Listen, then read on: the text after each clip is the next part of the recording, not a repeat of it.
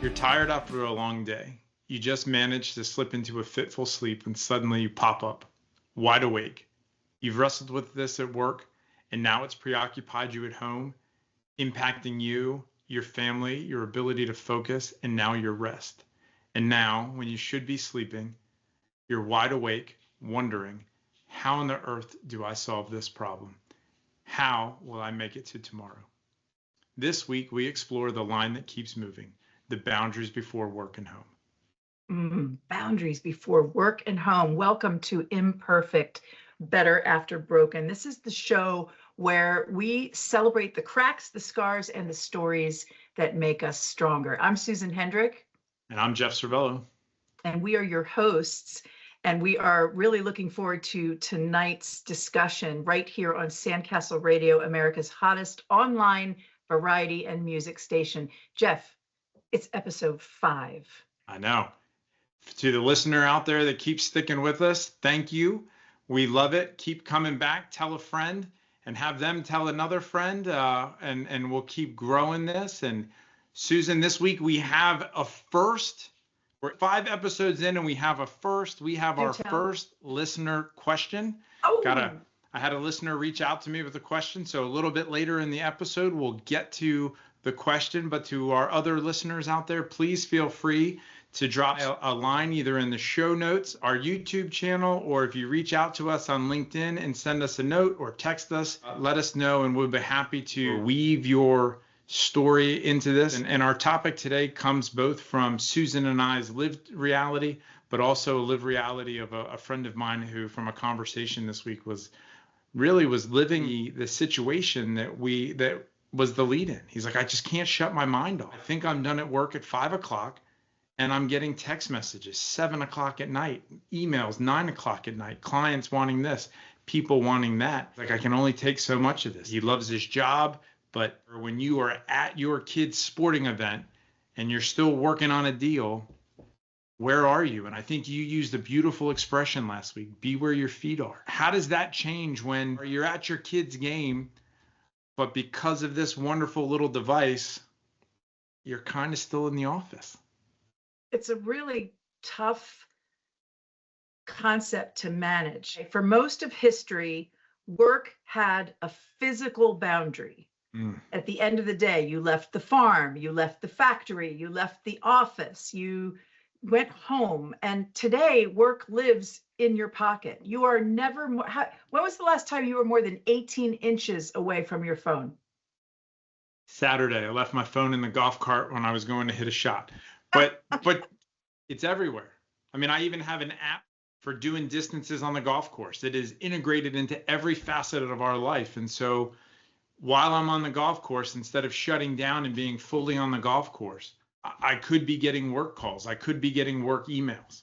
We are not equipped from an evolutionary standpoint to have this level of access to the world, and yet we're trying to catch up. And with AI, it's only going to get more complex. That boundary between work and life no longer exists unless we somehow manufacture a deliberate and intentional separation. That's the definition of an organization. Organs separate, you've got your heart, your lungs, you've got your pancreas and your kidney. If those aren't adequately separated and there's too much overlap, we can't exist as an organized body. How do we deliberately create those separations? Tell me about this buddy of yours. What's he going through with this?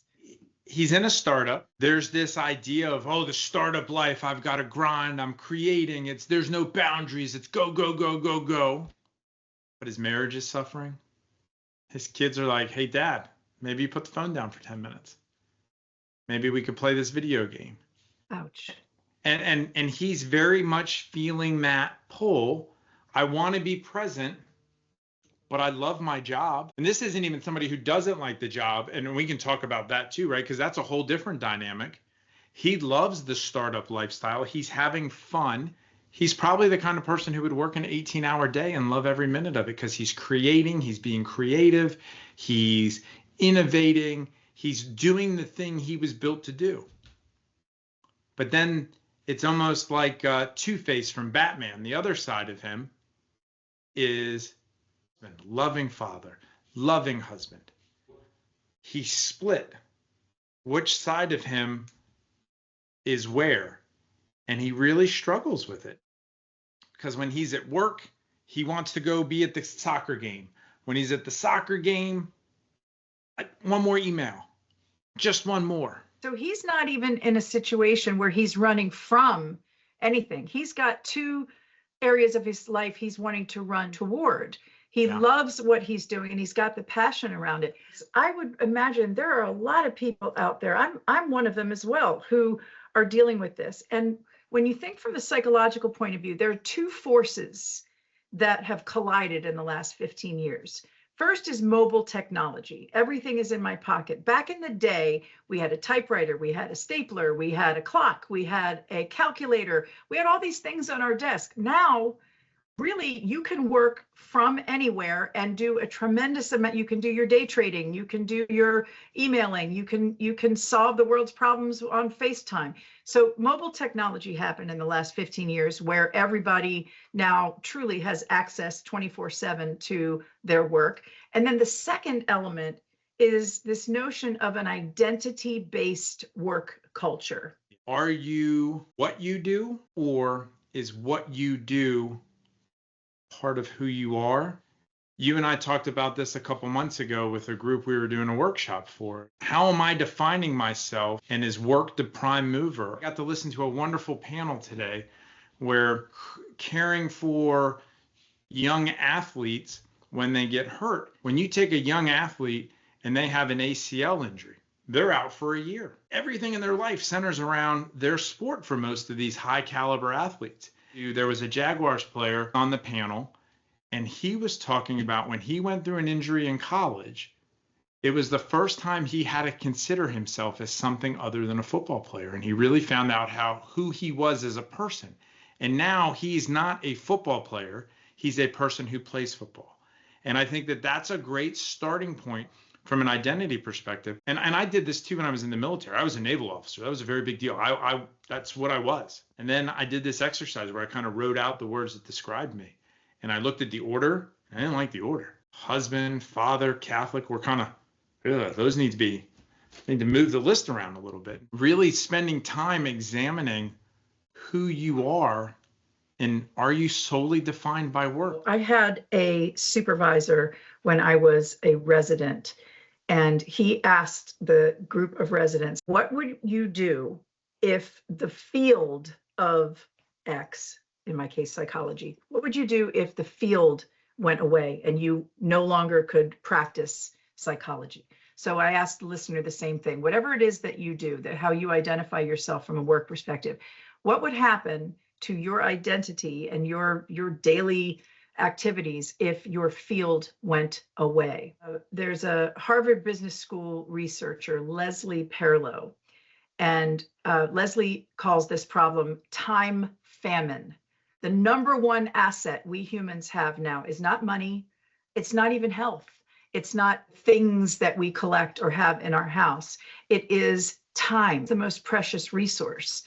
And professionals are feeling constantly behind because, like in chemistry, van der Waals dispersion principle, work expands to fill the available space. We don't do downtime well as humans. Work expanding to fill the available space resonates and hits me. And it reminds me of a conversation I had with somebody years ago who was struggling in their role and was like, but I'm the first one to show up to work and I'm the last one to leave. And I'm like, that's wonderful.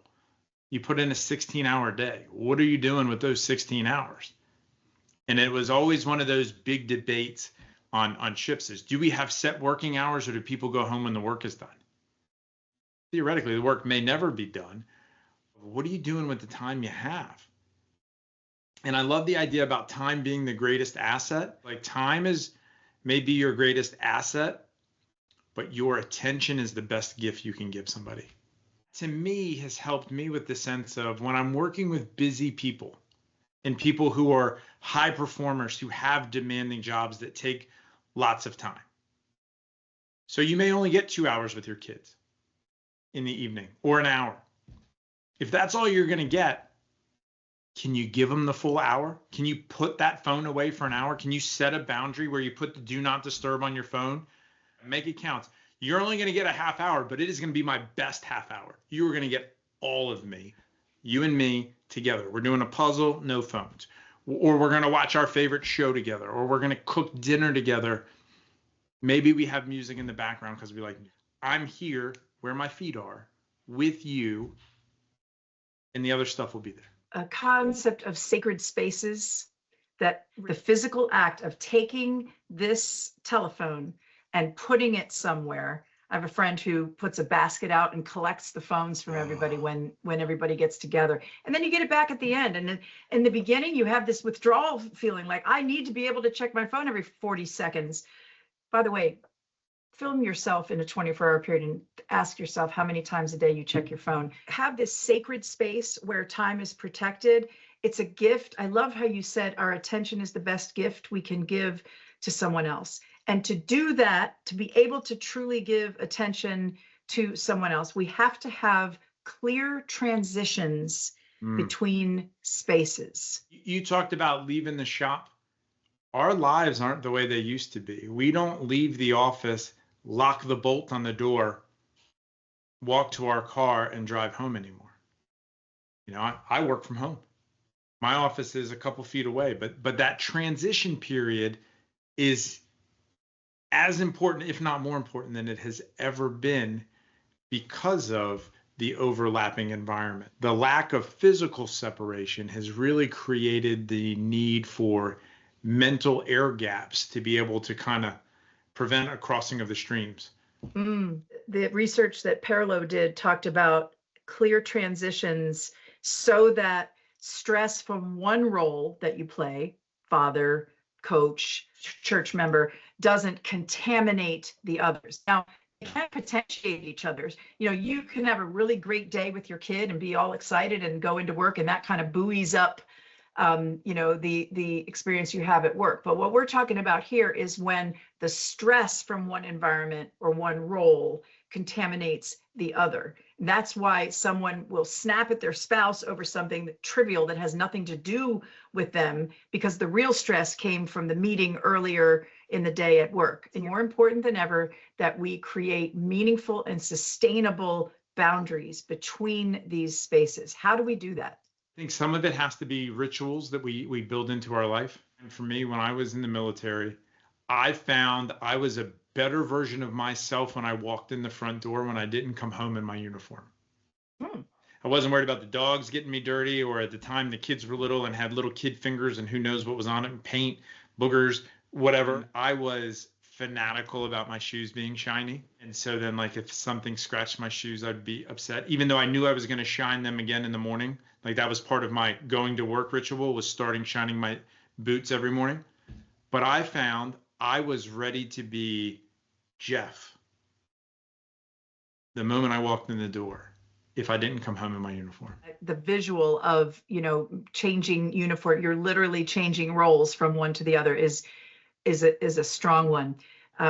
When I was a clinician and working in couples therapy, I would often find that couples come in and they talk about how one of them is home all day, let's say with the kids, and the other one walks in the door. And the minute that the spouse comes through the door, there is this need, there's almost like a feeling of desperation of, okay, here you go, you know, come on in and help me. But really, the spouse coming home is also exhausted from working outside of the home all day. But that spouse who is at home is exhausted from playing three roles. They might be working their remote job and taking care of the kids and taking care of the contractor coming in to fix a window, or, you know, feeding the dog. So that there's this sense of desperation in that moment when these two human beings come together. And as John Wellwood said on the first chapter of his book, The Way of the Heart, between the shore where land and sea meet, powerful turbulent energies are released. Oh, wow. So one technique I developed in couples therapy, and then I needed to apply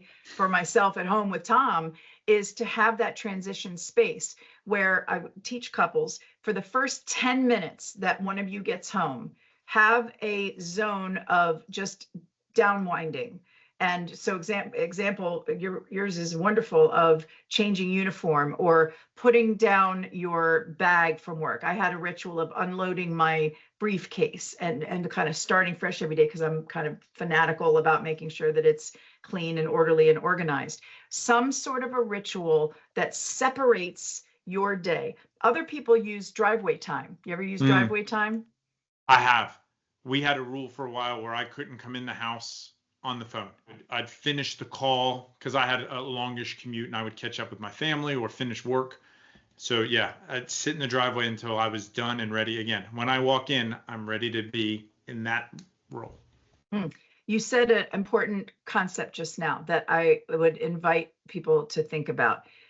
Rules are made so that people know what to expect. Yeah. The concept, when you said that the kid says, "Hey Dad, can you put your phone down for a minute?" When the kid doesn't know whether to expect your full attention or your partial attention while you're sneaking a look at your socials, if we have a rule, then that allows people to be able to have the expectation of a norm with one another. What are some norms that you have?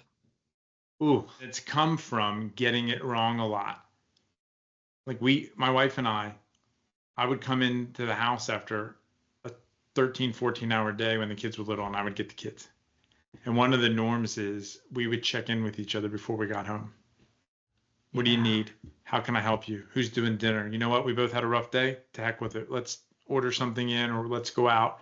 But that check-in is, my wife has a really good friend who her and her husband and have inspired us, where every couple of weeks they reevaluate the balance sheet of the responsibilities. Wow. Based on what they have going on in their life. Tom and I have had the same division of labor since we got married, and that happened accidentally when we were broke. He's doing the dishes, I better sweep the floor. Like, it kind of happened accidentally, and we settled into these roles. We've never really revisited these roles. So every few weeks, she and her husband will revisit the duties. Yeah, and it's brilliant. Total lopsided division of effort in our house. I do everything. Jen does nothing. She's pampered. Oh, you are in so much trouble. I'm so much trouble. You better put I'm Jen just on. teasing. It's actually the other way around. She does the lion's share of everything. But what this couple does that's great is working towards his PharmD and doing his residency. And she was a nurse, and so sometimes they were on opposite schedules. So it's like, hey, my schedule looks like this. Can you do this? While my wife and I aren't as formal as that, it's just such a great way to check in with one another. And Brene Brown kind of talks about it on one of her podcasts or books, where I'm at a 3 today, right? This idea that it's never a 50-50 balance between husbands and wives or partners or any teammates. We kind of touched on it a little bit last week when we were talking about optimal performance. I had a rough day today. I need help. And maybe help is the laundry waits, or maybe help is you do it, or maybe help is we open a bottle of wine and talk, whatever it may be. But that communication, I think that probably is the one ritual or norm that Jen and I have had, is that communication about what's happening, right? Like, my wife and I are very open with one another about what's happening, and she's my person. Thank God I never got, even though I had a top secret clearance, thank God I never had to be trusted with anything, because I'd be like, I gotta tell you, because she's my person. Yeah, and having someone who is constantly calibrating with you, that's a beautiful thing. I love your idea that you and Jen will check in with each other before you got home, so that by the time you got home, you've already kind of negotiated a bit of a contract. Intentionality, deliberate action to ensure a balance is achievable. That's why people get so frustrated with the term work-life balance, because it implies boundaries that mean you're either working less, you're caring less, you're more unavailable. But actually, the boundary allows the opposite. They allow you to work as much as you need to for that time. You mentioned earlier something about how sometimes work is going to win and sometimes home is going to win. I don't think of work life in terms of a balance, because when I think of balance, I think of like kind of like the scales of justice, and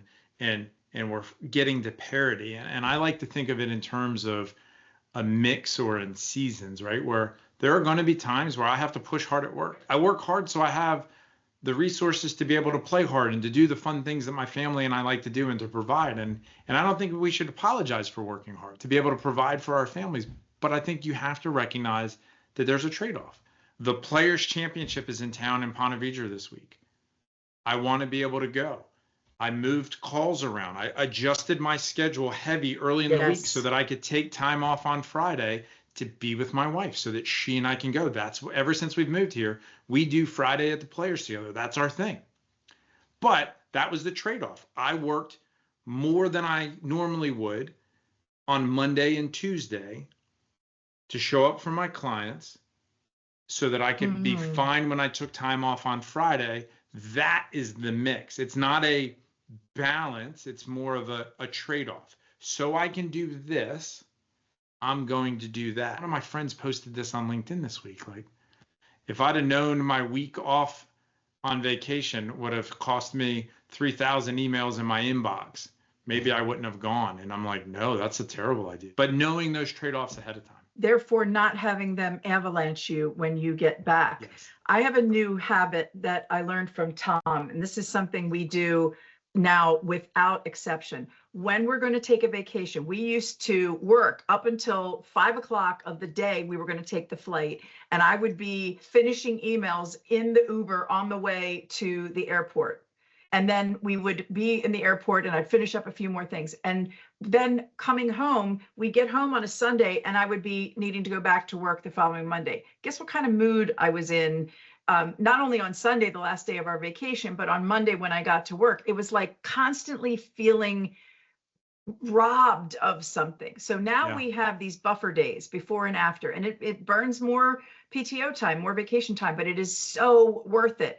The day before we're going to travel, we're not working so that we can spend time finishing up packing and whatever, little chores need to be done before we go. Same thing, having a re-entry day on the way home so that there's time. Again, it's deliberate and intentional time and alignment, boundaries, calibration between role A and role B. When I am opening up my, I have my book on the beach, but actually inside my book is my phone, and I'm answering email. You're not fully present. So I have a commitment, and I'm going to challenge you as a listener and Jeff, I know you're working on this as well. Have that intentionality to calibrate and align where you need to be so that wherever your feet are, so too is your attention. Yeah, I think that's so powerful. It's so hard because we don't learn how to relax. I was terrible at relaxing. I think a lot of people are terrible at relaxing. This is hard. We know it's hard.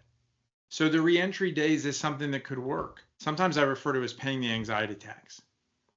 Okay, I'm going to unwind all day, and maybe I'll give myself an hour of email while I'm on vacation, so that if I don't have the ability to do a reentry day, then I'll do something somewhere so that it's not as bad.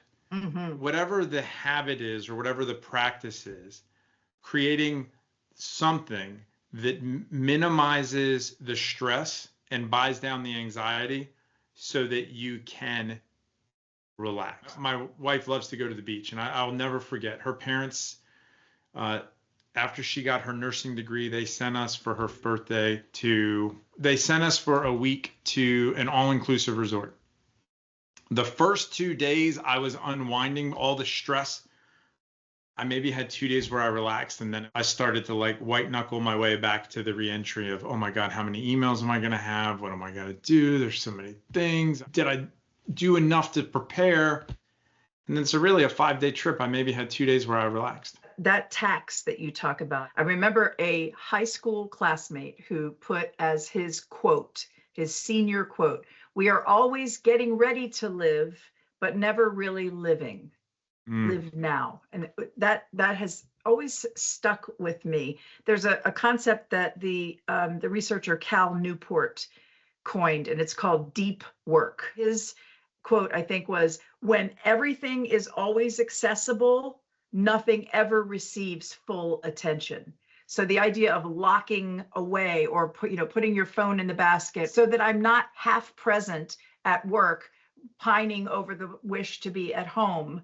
And then when I get home, I'm not half present with my kids, pining for the work that I know is piling up. And I'm always exhausted everywhere I go. So his concept in deep work is to choose your accessibility, not only the accessibility you have to your phone or to others, but the accessibility they have to you. This is something I do at work. I try not to bother my teammates before a working out, 8-ish or after, because I don't want to send them the message that they also need to be available at that time. Yeah. It's not fair. There needs to be that separation between times. And back to the theme of boundaries. When I was in Johnson & Johnson, there was a wonderful signature line one of my partners in Ireland had that said, "I am sending this email at a time that's convenient for me. Please feel free to reply at a time that's convenient for you." Respect. And some of us have jobs where we always have to be accessible. When I was the captain of the ship, the crew had to be able to get a hold of me. But then there were conditions. Call me if these things happen, call. Kind of set a boundary. I'm always available for you by the virtue of our businesses or our employment. We need to be, dare say we're expected to be or paid to be available. We're setting people up for success. We're equipping them to handle significant amounts of things without us. I think of it as, instead of a solid line boundary, we're creating a dash line boundary where there's gaps, specifically defined gaps, where then they can get through to get a hold of us, or we will get through to get a hold of them. The respect, right? I won't call you before this time. If you need me, call me. So that dash line, here are 4 quiet indicators that your boundaries are collapsing. If you want to do some introspection and think to yourself, how am I doing with my boundaries? Let's do a boundary audit right now. Okay. First of all, one indicator that you are having collapsing boundaries is if you have mental carryover from one space to the next. And that space can be actual physical space, like home to work or home to your community activities. It can also be mental carryover, replaying work conversations over and over again, going into your sent mail and reading that email, that nasty gram that you sent and imagining how it landed. So number 1 is mental carryover. You used to dream about work all the time. Broke engines, broke things, conversations, future conversations, replaying events. As soon as you said you're physically home, but you're mentally replaying conversations and things, I was like, that's it. The concept of rumination, going over something over and over again. If I am ruminating about something else, I am not in the room that I'm in trying to spend time with people. So decide, do you want to ruminate and go over and over that concept, or do you want to be in the room where you are? It's a muscle that you have to build to try to create that boundary. Okay. Number 2 is emotional spillover. So this is where you have displacement of frustration you have with something at work spilling out onto a loved one at home, or frustration with how somebody cut you off on the highway and then you come home and you're growly with your kids. One meeting didn't go well at work, and so now you go into the next meeting with an entirely different group of stakeholders and you've got your teeth are clenching. I'm short with this person who has nothing to do with why I'm frustrated. The book is The Anatomy of Courage, and it's by Lord Moran. He studied folks after World War I to understand what led to PTS. The metaphor he used was we have a tank, an emotional reservoir, but we don't ever know how much is in it or how much is missing from it. Somebody cutting you off in traffic may have no reaction 9 times out of 10, but on that particular day, if other things have drawn out of your reservoir, somebody cutting you off or hitting your funny bone on something, you might have a significantly disproportionate response to that. Because your reservoir is low, how do we ensure that we are checking our reservoir, kind of like you and Jen having a talk on the way home of, hey, where are you? How are you? You're going to have engine piston like activity sometime where you're going to be really well up and your reservoir is high and everything is good and your partner is down. I don't want to bring Tom down when I'm having a tough time. How do you do that reservoir calibration? So emotional spillover, something to pay attention to. If you find yourself snippy about something that has nothing to do with the person you're with, you might be having some emotional spillover. Stress and the processing of traumatic events impacts all of us in one shape or another. So there's definitely applicability. You referenced post post-traumatic stress a debilitating experience. Having experienced it myself, I know that what happens is you have intrusive memories or intrusive thoughts. That's a concept of a boundary that is disrupted. A third of the signs that your own boundaries are collapsing is when you experience anticipatory stress, also known as the Sunday scaries, or you're thinking about going and spending time with a particular family member and it causes you an undue amount of stress. That anticipatory stress can sometimes be a signal that you're not able to be fully away from that situation when you need to be, or fully present in that situation when you need to be. And so that anticipatory stress is a form of spillage over from one environment to the next. When you said that, I pictured the scene from Ferris Bueller where Cameron's sitting in the car just screaming. Yes. How much we all could relate to that moment, total desperation. Where you're just trying to get yourself into some sort of headspace. Feeling that anticipatory stress, it's almost the inverse of emotional spillover. You're drawing on emotional resources before you get into an event. So when you do encounter the stress that you're anticipating, you're already on edge, you're already having a heightened response. The likelihood that you respond as the best version of yourself is significantly reduced, like primed for an argument. Dukes up. That's it. Dukes up. Exactly. You create the self-fulfilling prophecy. Harriet Lerner, she wrote a book called The Dance of Anger. And the idea is that couples who fight, or in situations where you have a repeated argument or a sense of frustration, everybody has their role and they subconsciously jump into that role and play the same thing over and over again. You never do the dishes. Well, you never take me out. Why would I take you out when the house isn't met? Yeah, just the back and the forth that people have with each other in the dance of anger. It's a lack of an ability to resolve a frustration or a stressor. Even the author of the book, The Dance of Anger, herself sometimes gets caught up in these autopilot dances of continuing frustration where things spill over. Last of the 4 signs that you are having a boundary collapse. I'm not going to like this one. It's micro checking. So it's what I admitted to earlier, where I'm on the beach and I'm just going to check my email for a minute. Or you wake up, first thing you do in the morning is to see if your social connection is at work, if there's anything that blew up overnight, like as if between midnight when you went to sleep and 6 a.m. as you're about to jump in the shower, something blew up. But the off chance, Vegas style, that something happened, you're constantly glued to checking that phone. I do not check my phone until I am sitting down at my desk. It's not because I don't care about the people at work and what's happening, but because I need, when I'm off, I'm off. When I'm on. And when I'm with you at work, I am totally focused and locked in on what's happening with you. But when I'm at home and Tom and I are watching the new season of Dark Winds on Netflix, then I'm completely connected with Tom. So you gave us a great tool there for micro checking, and maybe offer the listener a couple of tips and resources for handling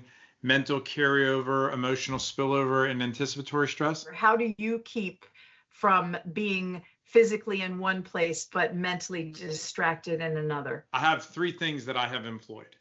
The first thing I like to do is before I leave work, I will make sure my task list is up to date so that I'm not ruminating on things to come. I look at my calendar, close out today, and I look at tomorrow, make sure I know what's coming, cross off the things that need to be crossed off, and I carry forward the things that need to be carried forward. Pre-day planning where I'm like, okay, I'm gonna give myself 5-10 minutes, quick look, this is closed out, this needs to move forward, this can wait. And then that way I don't feel like anything was hanging. Tagging those things that are still on your list in a formal list, you don't have the informal spillover of rumination while you're at home. I love that idea. It's a very much kind of a closing of the ledger, right? I mean, I make sure everything's bundled up. The second thing that I have done when I knew that I was dreaming about things or waking up in the middle of the night, I kept a notebook next to the bed. Smart. I woke up in the middle of the night, I would write the thing down. I can deal with it in the morning. And then I really focused on quality over quantity. Attention is the greatest gift. I'm going to give you the best I can right now. I'll give you a half hour, whatever it is. I'm going to be here. And so that really helped me with the mental carryover. But I found when I layered those things, when I closed the day out, I knew what was coming up. I knew the tasks that were there. I wasn't worried about like, am I missing something? 2 weeks of consistent use, and then I'd be really good about it for 3-4 months, and then I was like, felt like I had it, and then I would get lazy about it, and then I would feel the stress creep back in. And so then when I would feel that anxiety or that tightness in my chest about, oh my, I know I have a meeting tomorrow. What time is that meeting? And I'd be worried about it.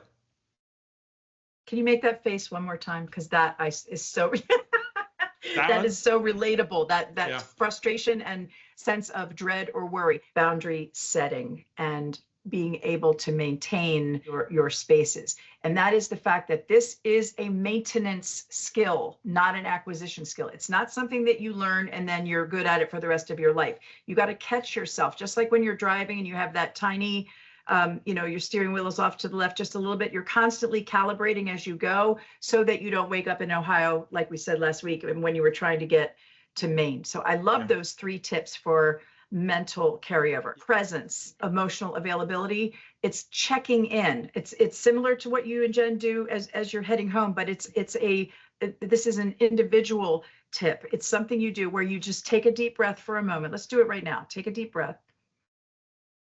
And notice where in your body you are feeling any stress or strain. Is it your shoulders? Is it your neck? Maybe you don't have any. Maybe it's you're squinting your eyes in frustration. Maybe it's gripping your knuckles. But just a quick check-in physically with yourself. Your body keeps the score, as Gabor Mate says. And the idea is when you check in with yourself physically to see where you're holding stress, that is typically a way to find out where your emotions are potentially being bottled up. As an example, from the book Anatomy of the Spirit by Dr. Carolyn Meese, she talks about how the parts of our body that store stress are there with that pain to tell us something. When you have stress in your neck, that's literally you have too many things going on, too many pains in the neck. When you have shoulder stress, shoulder pain, you're carrying the weight of the world on your shoulders. When you have throat stress or throat tightness or pain, you have something you need to say. So use the signals that your body gives you as a way of cueing in on where your emotions are stored and not being processed. And I really like naming it too. Hey, I just got off a really rough call. If you could give me a second, I'm going to do my best to be here, or engaging in repair with people. If you notice that you have this spillover, it's a great chance to be like, I'm sorry, that was inappropriate. That was not about you. That was about frustration I'm carrying from somewhere else. You may not have been able to keep the monster in the jar, but if it gets out, owning it, hand up accountability, and then letting the other person know that was not you, that was me from something else, goes a long way to helping to clean up the mess if you can't prevent it. Isn't that interesting how owning something helps you divest from it, disown it sooner? When you don't own it, it plagues you and it creeps up on you. That Japanese saying, if you get on the wrong train, get off at the next stop. In other words, don't realize that you messed up and you were short with your loved one and then just keep going and be frustrated. As soon as you can, start that repair process. These are great emotional spillover tips. How about anticipatory stress when you have tension Sunday afternoon before the week begins? I say the following phrase to myself when I feel this: I will cross that bridge when I get to it. That, coupled with prayer, has helped me. I worked for a guy who my coworkers and I affectionately referred to as Big Head Todd, as after the band Big Head Todd and the Monsters, because he was an absolute monster, and I hated going to work for this guy. And so I had a significant amount of anticipatory stress. I'm going to cross that bridge when I get to it. I am not going to go into work tense because I know he's going to be a chucklehead. All that's going to do is make me upset more than I need to be. So I will cross that bridge when I get to it, and then praying to my guardian angel to give me some strength and protection.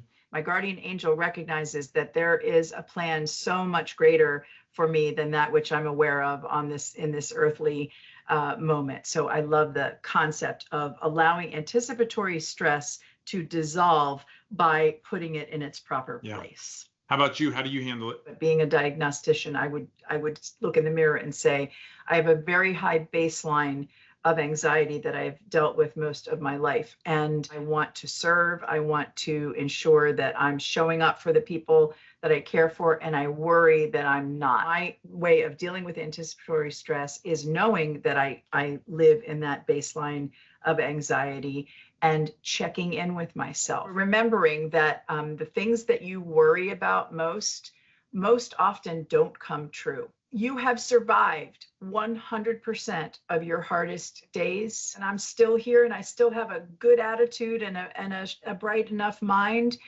Okay, I can make it through this. Remembering who I am at my core. How about micro checking? How do we deal with blue screen stress? I create intentional opportunities and identify when it's serving me. I recognize that I'm kind of connected and having a hard time disconnecting.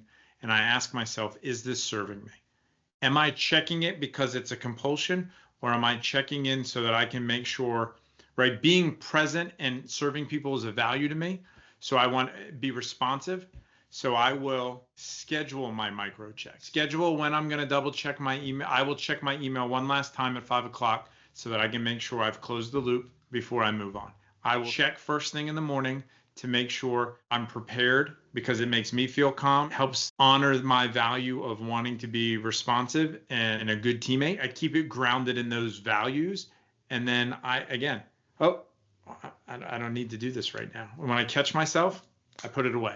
So then it's scheduling that and making it deliberate. So the gentle nature of recognizing and repairing in the moment is something I am going to try. I want you to choose an hour this weekend when you're going to be super angry about this situation, when you're going to be very upset and sad and depressed. I'm going to pick that hour, and for the entire hour, from if it's 3 p.m. to 4 p.m., get into your feelings. Be mad, be frustrated. But what if it ends sooner? Hey, I can't stop that.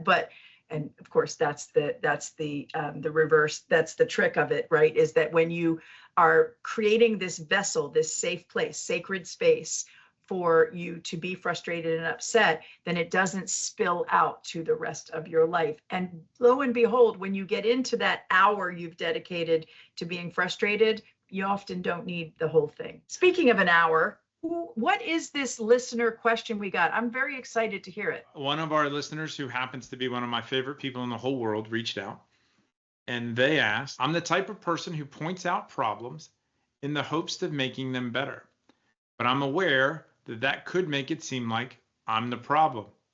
How do I balance that inclination?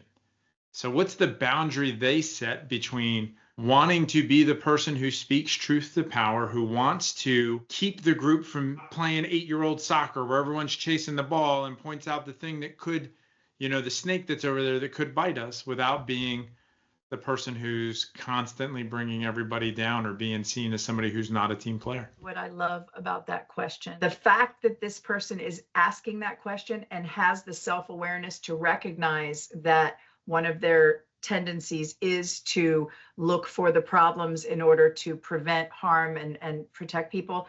The fact that they're already looking in the mirror at that tells me that most of the work is already done, because they know their why. People who don't study their why and they don't pay attention to why they're doing something will often get caught off guard by the very part of themselves that they haven't really looked at yet. This person is doing this because they care and they want to prevent the running towards an idea that's not a great idea. Stop and say, stand back here for a moment and look, recognize your why and articulate your why. And there's your magic. I am bringing this up because I want us to succeed as a team.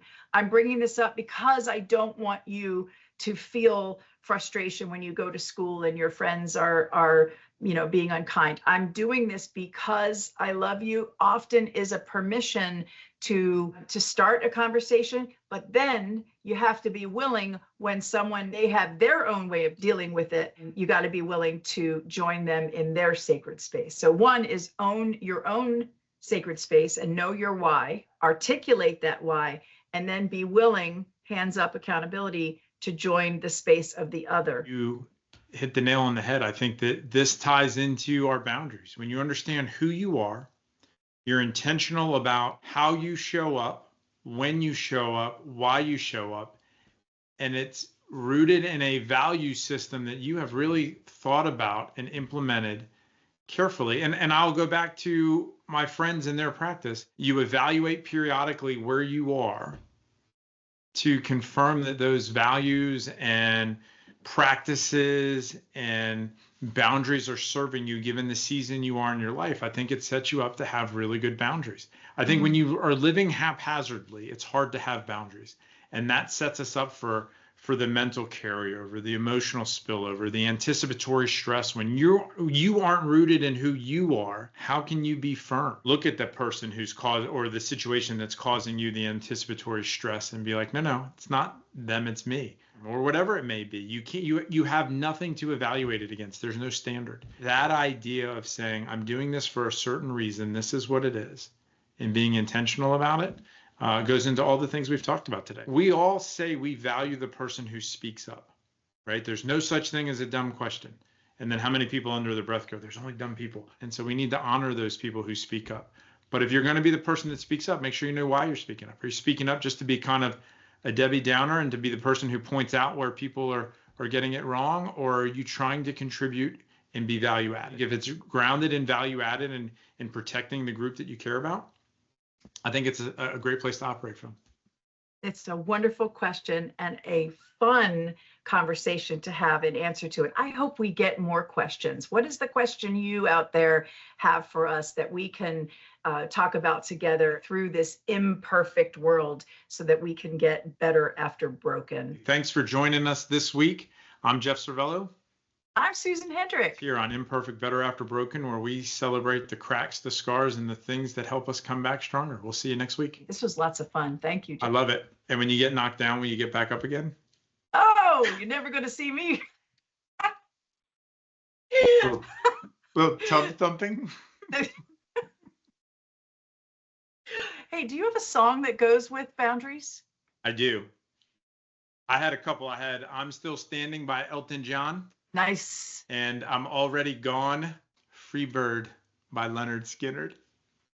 Have you been playing that recently? Have you been bringing that onto the Blueberry? Okay. I'm trying desperately to learn how to play Free Bird. I think all three of those songs go on to the playlist of the week for Better After Broken. And maybe someday we'll get a live recording at the studios, the Servello studios of Free Bird. Please don't hold your breath. Maybe Zach will play it. I would appreciate a little riff from Zach. Let's have it. Awesome. Jeff, this was terrific, and I appreciate you very much. Likewise. Thank you. We'll see you soon.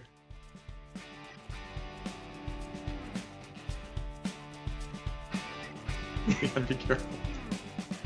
Here we go. I just gave you another one. You're welcome. We've barely even started, and we already got a good outtake.